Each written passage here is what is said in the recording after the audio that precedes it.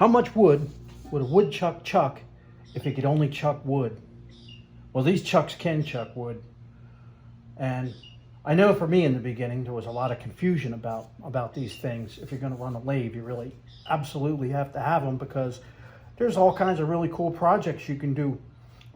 You know, once you get beyond, you know, turning spindles and stuff like that, and handles and whatever else, you know, as soon as you start wood turning, that's the first thing you realize is everything in your house gets really ornate handles, because they're the easiest thing to make. But I just wanted to make a quick video here, because these chucks can get confusing, and there are just so many of them out there. They come in all shapes, sizes, varieties, colors, flavors, whatever you want.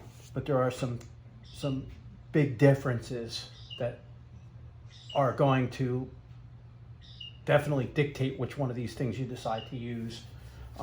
Now, just to clear out all the confusion, this is a drill chuck. This is a chuck that's like on your drill that you use for, you know, chucking up drill bits so you can use your electric drill. This is one out of a drill press. It's basically exactly the same thing, but just a little bigger, so I could get it on camera better. But this is totally different animal than all these. It does the same thing, it holds things, but it's different. Okay, so this is out of the picture. This is not what you're going to be using. You can use this on a wood lathe, but for totally different reasons. And this is the key to it. This is, you know, these things use a key. That's how they, you know, you lock the bit in and out of these. These other chucks, they have different means to tighten them depending on which one you go with. These Nova chucks use a ball end hex wrench that goes in here, and it just tightens, and as you move it, you can see these jaws will go in and out.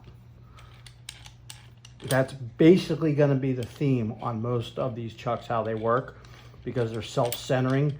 There's a cog inside, and as it spins, it just moves these little arms in.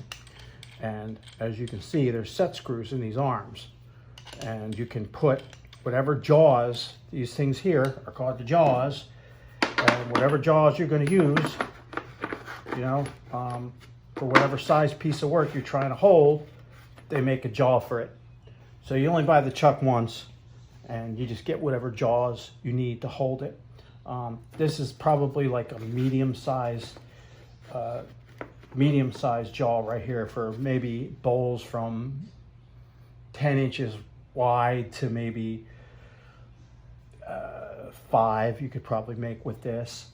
Anything smaller, you're going to use these smaller jaws. See, they get smaller as you go. Now, this is a really good set to have if you're going to make like goblets and small little, you know, tiny little bowls, or you want to make a big bowl that has smaller bowls that nest inside of it. You'll need this size. And then they go up, you know, goes from there to there, and these will all fit this chuck. These jaws over here are of the larger variety. When you start getting really ambitious and you want to start turning logs, you know, find a log alongside the road, you want to turn it into something good, you're going to use these big jaws, the big boys right here, and they'll clamp and pretty much hold something up to like 16, 18 inches round on your lathe for you with not much trouble. And they come in different sizes. This is a large chuck. This is what you would consider a midi or medium chuck. This chuck right here, I think, is one of the coolest ones I've ever seen. It's for a small lathe. I got an adapter in it so I can use it on a bigger machine because I kind of like it. But this is for doing real small stuff.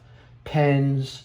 It has these little spigot jaws where you can like grip little round pieces of wood if you want to make like little tiny handles, or, you know, any kind of thing like that. And then it has a little set of jaws for making, you know, small bowl type things.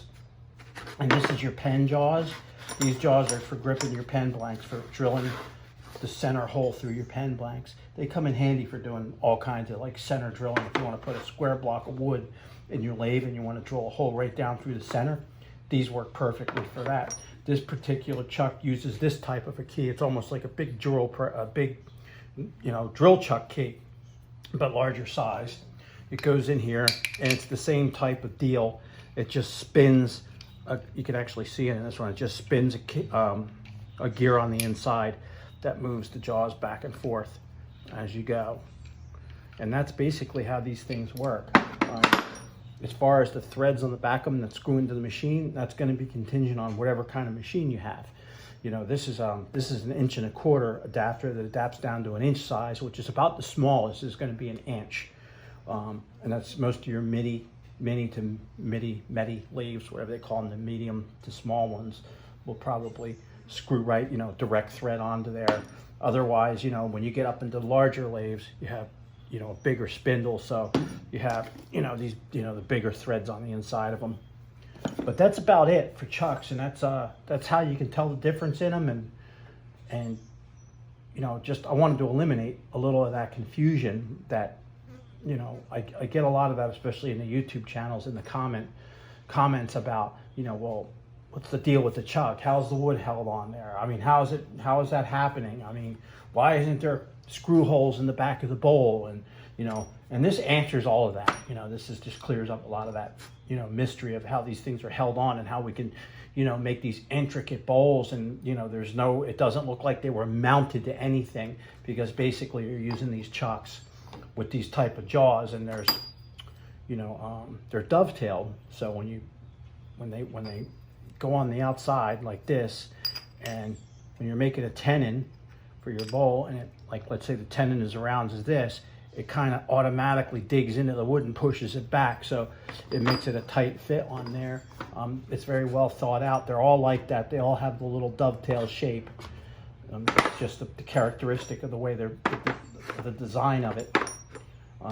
You can get, you know, chuck holders, you know, stuff to fit your chuck to do just about anything. You can get these big discs with these with the little rubber plugs on them, where you can actually hold a big disc of wood and get it spinning. There's just all different ways to do this, and it just depends on, you know, you know, at some point you'll want them all, because it just opens up, you know, every time you get a new thing like this, you know, in your arsenal of tools, it opens up like another avenue you can go down, you know, different things you can make. You start off real small like this with a set like this, and you're content with it for a long time, you know, and you either get a bigger lathe, or you want to turn bigger work and already have a bigger lathe, then you're going to upgrade to this one, and you're going to get out to the limitations that this thing has, and then you're going to go over to this bigger one even yet, and, you know, it just goes on and on and on. You know, that's what's great about the wood turning hobby. It's just an endless array of different routes you can go to keep yourself entertained. But anyway, that's it. Adios.